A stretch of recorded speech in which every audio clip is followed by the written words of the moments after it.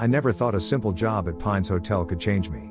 I was a few weeks out of college, with no clear direction, when I got an offer to work at the Pines Motel, a small, run-down place on the edge of nowhere. I needed money, and the pay was decent, so I accepted without much thought. That decision would lead me into a world I can hardly explain even now. On my first day, I pulled up to the motel at dusk. The building wasn't much to look at, an old, two-story structure with a faded sign and a parking lot that stretched into the dark. I remember feeling a slight shiver, but I brushed it off as nerves mixed with the cool night air. The manager, a quiet man named Mr. Harlan, greeted me with a nod. His smile was small, almost too tight, and his eyes seemed to hide secrets he didn't want to share.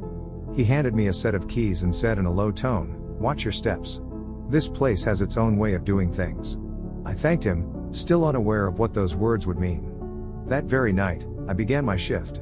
My job was simple: check the rooms, make sure everything was in order, and answer any odd calls that might come through on the phone at the front desk. The corridors were dimly lit by a few flickering bulbs, and every step I took echoed in the silence. I started my rounds with no hint of danger, until I reached room 8. Room 8 was odd from the start.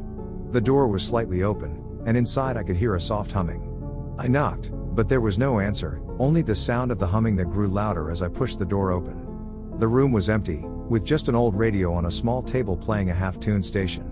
I turned it off and left the room feeling uneasy. I couldn't shake the feeling that someone had been there, even though the room was clearly empty.